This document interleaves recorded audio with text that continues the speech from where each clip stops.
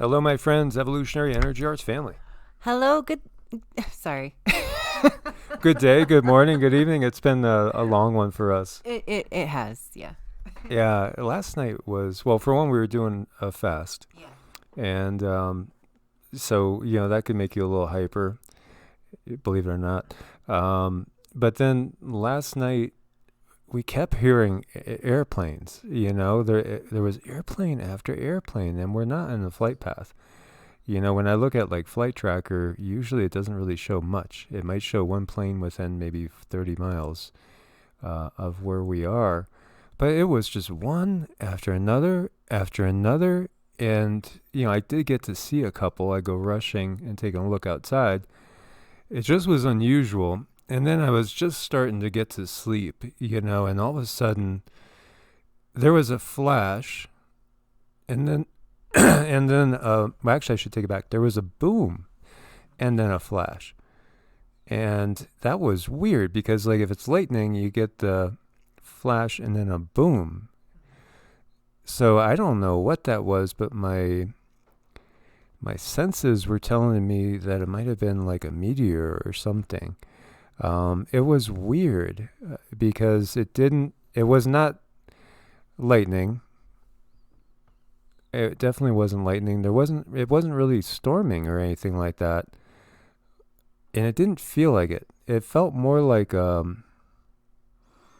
was wondering if it was an earthquake. So I went and checked the USGS and there was nothing there. And then earlier yesterday, we were talking to one of our family members that we have a session with on a weekly basis. And she's over in San Luis Obispo. And while we were talking to her, she said, "Ooh, what was that?" And she had felt like a boom, but then she had no explanation for it. There was no clouds in the sky. The USGS showed no earthquakes of significance over there. And it was just curious. Well, I haven't gone into meditation to figure it out quite yet, but what came to me is that these are portals being opened up and the dimensions are changing. There's information being sent to and from. There's more entities coming into this dimension now. Yeah, and I had asked her, good or bad, and she said there was a mix coming through. It's a mix. It's like it's like the mall doors open, a whole bunch of people come through, and you're going to have some bad apples. Mr. MBB did a video showing this, like, it looked like the hexagon on Saturn. Really, it is what it looked like, and it was caught in the sky. And Cindy felt that was benevolent. That was very benevolent. That was Pleiadian projection. It was beautiful. I don't know much about it. I've never seen it before, but that's what came. But basically, before we get started with all the Earth changes, which there's a lot, there's a lot going on right now. It feels, I don't know. It's just like, you're holding your breath a little bit. It feels like some major changes are going on. It does. It's like a big pause. When you're breathing in and you hold. And that's where we're at. We're at that pause. Yeah, it feels like it. So this is one we did back on November 8th. Excuse me there. And so this was a C5 solar flare that caused radio blackouts, and you could see the area where it happened.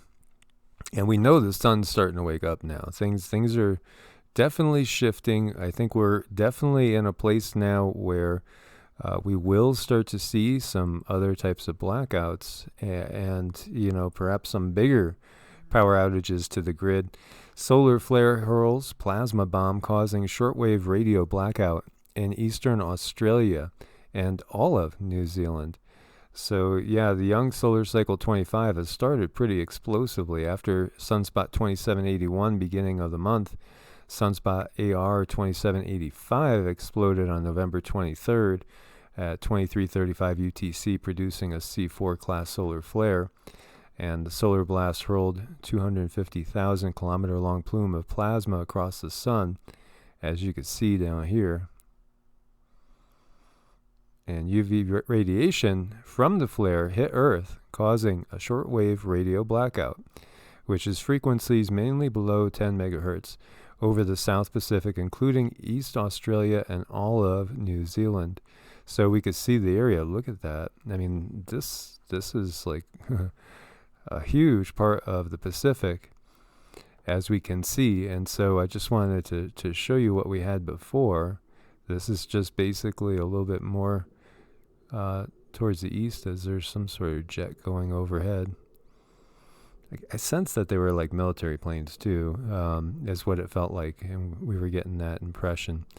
So here goes another one. So this is, basically not even 20 days apart. We're talking, like 16 days apart or so.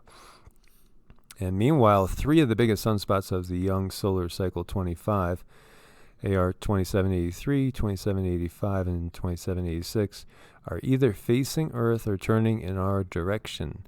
They could become a source of geoaffective flares in the next few days. So, all this pose a threat for C-class flares with a slight chance of an even stronger M-class flare. So be ready for more blackouts. Oh my goodness. Get your batteries out, get your flashlights out, and all your solar power toys. Yeah, it definitely feels, to me, this feels like really the time period where you're on the roller coaster ride and you got those old ones where you hear the chain clicking, click, click, click, going on up, and then we're almost to the top where you're not going to hear the click anymore. You're just going to hear the whoosh. Yes, there's the drop. Exactly. That's what it feels like. And of course, all this interacts with the weather. We see powerful tornadoes, heavy rains cause widespread damage in northern parts of Turkish Cyprus. That just looks like it's decimated there. And power lines, rooftops, trees all ripped off. 3 people sustained injuries due to falling debris and flying debris. And we have a rare late-season tornado confirmed in Ontario, Canada. So this was an EF1, winds up to 84 miles an hour. So that was the 41st tornado of the year. It's just, time of year is the interesting part as well. 17 fatalities at least after floods and landslides. This is in Colombia. So 17 have been killed, 12 injured, more than 10 remain missing after several days of heavy rain caused floods and landslides in northwestern Colombia. And, this is something that we're seeing again everywhere, pretty much. Anywhere where there's rain, there's more and more and more. Anywhere where there's drought, unfortunately, there's more and more drought. We were going through different states. I was, asking Cindy to ask the guides, what do you see? What do you see? And, everybody's going to be faced with challenges. Oh, yeah. It's going to be a pick your poison to some degree, and you're going to obviously have the geopolitical thing going on as well, because I don't feel like we're done with this yet. As much as the media wants to portray it like, okay, it's kind of a done deal and things are going to switch and, start to get normal, I don't think so. I don't know. That's really a confusing one, because I heard in my ear last night 45, and they were telling me about percentages before, and then Mike picked up on that Trump is the 45th president, but then I was thinking, was it 45% that Biden's going to move into office? I don't know. Yeah, well, earlier they said it was going to appear that Trump was gone, but he wasn't gone. No, he wasn't. He wasn't gone, and I mean, it looks like he's out, but I feel that there's so much evidence for him to remain. I can't imagine them just letting it go as it is right now. And be aware of the possibility of something unexpected coming out of left field, and meaning geopolitically and possibly even involving other countries, not just even involving this country as well. And we see a massive wildfire scorches half of Fraser Island in Queensland, Australia. This is a massive bushfire burning across this island off of Queensland's coast, scorching up to 46 miles. It's covered more than half of the island. Now, that's quite a lot of covering. That's really incredible. I feel bad for these people. And we have massive floods hitting Israel after one of the rainiest days in the country's history. That looks super rainy. Here again, and this is, mostly desert, right? Yeah. And look at that flooding. It's just, you're much better off with the boat down the street than you are with the cars. The cars are getting stuck. Everybody should have a boat. Everybody. I mean, no matter how dry it is, it seems like you could get stuck in a flash flood anytime. Yeah, so here you have up to 9 inches of rain falling in just 24 hours, surpassing the average for the month of November, which is 3 inches. Heavy rains came after a completely dry October, so that also sets things up. In Tel Aviv, Israel Fire and Rescue Services saved an elderly couple, 3 other people, and a family stranded by rising floodwaters in their houses and car in 3 separate incidents. Some 20 more people were also rescued from several buildings as well after floods engulfed parking lots and houses. In Haifa, rescue workers saved numerous people in different areas as well, where flooding blocked roads and streets. So you really, as we know, they had unusual cyclonic activity again, that was coming over and towards Yemen and over towards the Arabian Peninsula. Here we see Tropical Storm Nivar expected to cross Tamil Nadu and Puducherry coasts on the 25th of November.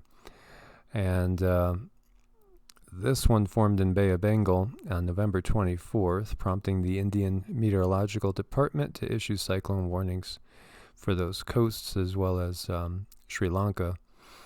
And this is the 4th named storm of the below average 2020 North Indian cyclone season. Now, a lot of this is also, it's all what happens when we have a La Nina. Certain areas get saturated, certain areas get even more dry, like the Southwest gets even more dry. Heavy snowfall closes an 86-kilometer long road in Kashmir in northern India as well. And we got a foot of fresh snowfall there, but it's been accumulating and beautiful to look at as we enjoy seeing the snow. But when it gets to be like this and you gotta go somewhere, then it's really not so nice. Yeah, then there's quite a problem. Yep. And it's not just northern India as well. Pakistan mountains buried under tons of early season snow. The northern hemisphere's total snow mass is sitting comfortably above the 82 to 2012 average. And that's the way it's been all season as well. And it's part of the change that we have with the grand solar minimum. And, as we've mentioned, we also have that magnetic pole reversal that's been underway. And always looking for new info on it. And it doesn't seem like they want to post new info on exactly what's going on as far as that goes. Early taste of winter blasts Michigan as well. Some bone-chilling lows. Early season snow hit the eastern Michigan communities of New Boston, Ann Arbor, and Detroit, among others on Sunday as the Arctic took a trip anomalously far south. And again, beautiful scenes. Nothing like a countryside, seeing a barn out there with some fresh snow. And then superbolts are real, and they flash up to 1,000 times brighter than regular lightning. Satellite data revealed millions of superbolts over the Americas between 2018 and 2020. Now, have they always been there and we just didn't notice, or is it changes going on with the plasma? I feel it's changes going on with plasma for sure. I agree. We got all this other phenomenon like sprites and things like that we used to not really see, or maybe once in a blue moon, but now it's just all the time. So it's going to be a wild ride, guys. Oh, yeah. Hang on. Hang on tight. Hang on tight. Those bolts are beautiful. So a landmark study coined the term in the 1970s, but in the intervening years, experts questioned if they're really brighter than other lightning or if they simply appear brighter depending on the angle of satellite observation. But recently, after evaluating years of data, scientists confirmed these ultra-bright bolts can produce at least 100 gigawatts of power. To put that into perspective, the power produced by all the solar panels and wind turbines of the United States in 2018 was about 163 gigawatts. Wow, so if you could just harness the power from one or two of these bolts, that could solve a lot of issues, right? Oh my gosh, wouldn't it? Yep. And again, everything is alive and everything is consciousness. So when we look at this, this is life force. This is life itself. Of course, it's so intense, it could take out somebody in a heartbeat. It's pretty awesome. So, guys, as always, thank you for your support on Ko-Fi and Patreon. We really couldn't do it without you. Have a blessed day out there. God bless and namaste. Namaste.